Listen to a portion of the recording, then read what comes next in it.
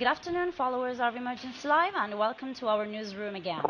Today we are with Dr. Lara Goldstein, specialist emergency physician and intensivist at Netcare Mulbarton Hospital ICU in Johannesburg, South Africa. She will be a speaker during the Africa Health Exhibition and Congress 2018, which will be held in Johannesburg. And with her, we are about to speak of point-of-care testing in the emergency department. So, good afternoon, Lara, and nice to speak with you. Good afternoon. Thank you very much for having me.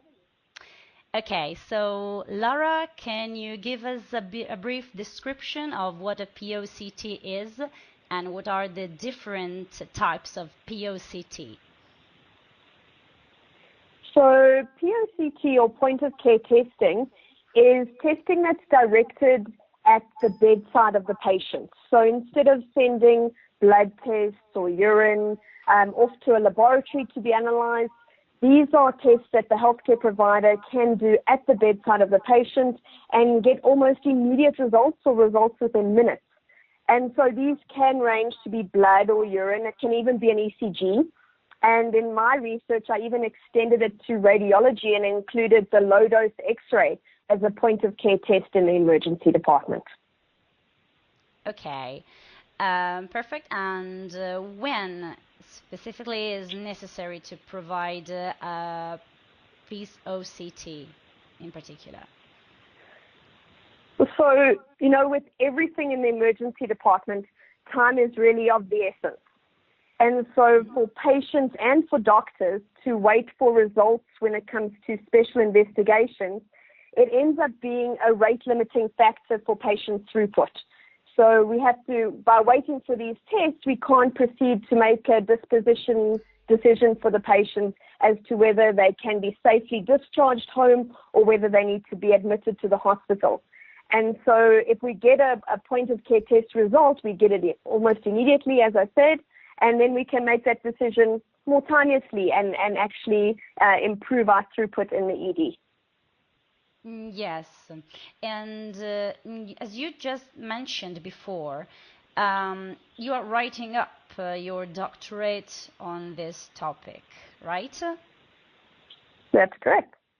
And in particular, your research is focusing on the initiation of POCT on a patient already triaged, but before being seen by a healthcare provider. So the question is, what is the timing of POCT?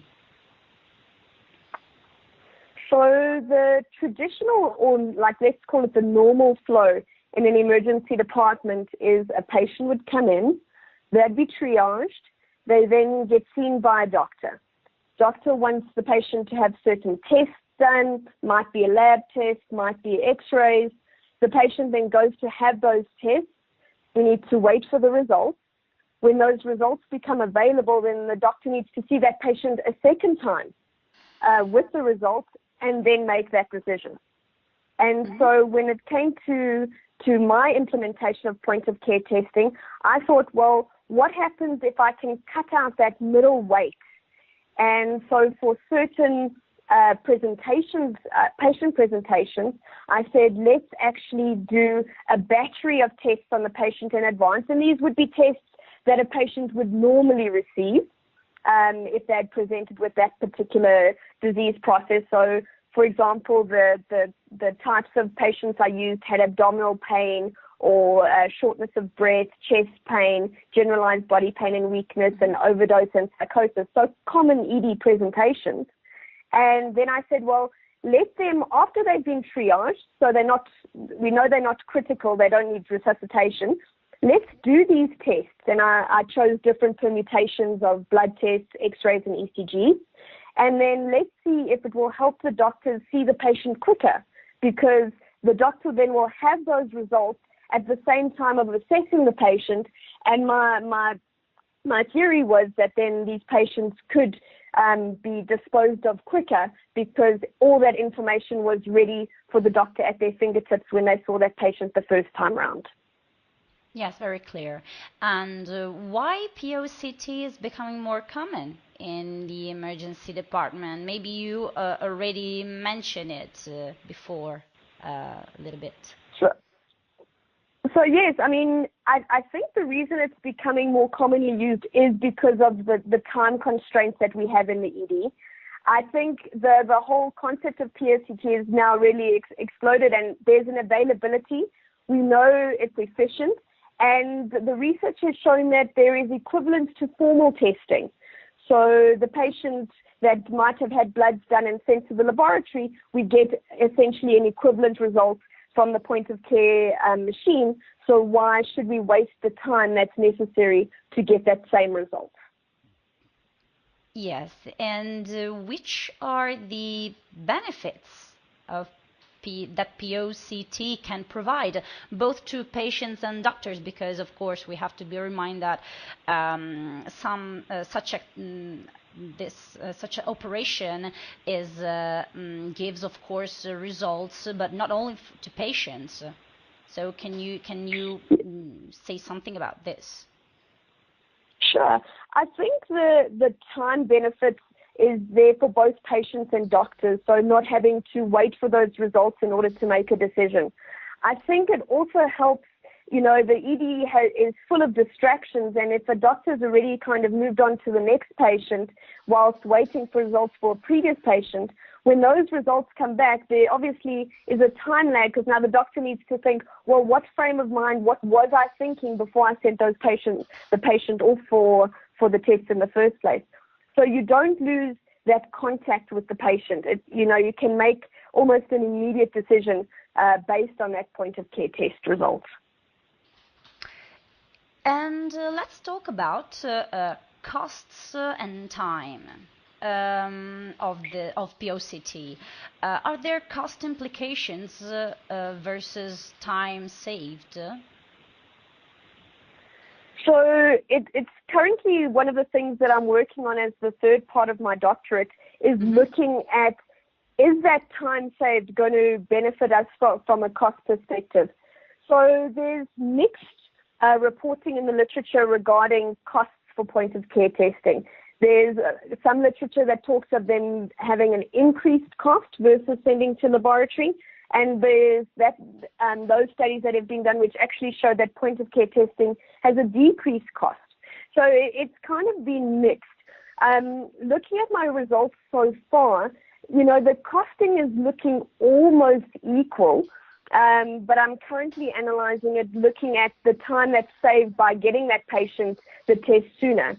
And I think, that there's also the cost implications of that patient not avoiding an admission, and that's not always looked at, or even the cost implication that's associated, say, with a lawsuit, because the patient maybe walks out of the ED because they were too impatient to wait for results, and then something potentially happened to that patient that couldn't have been foreseen whilst they were waiting the results. So I think it's definitely a balancing act, but now that point-of-care testing is becoming more readily available, the costs are certainly coming down. But you do pay for convenience. Okay.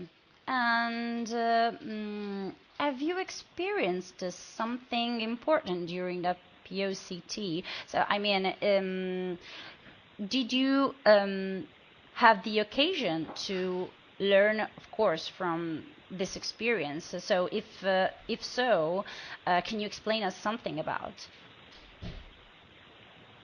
Well, I think for me it actually dates back to when I was a junior doctor, and point-of-care testing wasn't readily available. And we sometimes, clinical exam and clinical acumen is crucial to making decisions for patients, but sometimes there are biochemical things that we can't detect clinically that might actually be there. And so when I was a junior doctor, I had a patient that I suspected was meningitis, and she clinically had raised intracranial pressure. And so I didn't know, did she have an intracranial lesion? Was there an abscess?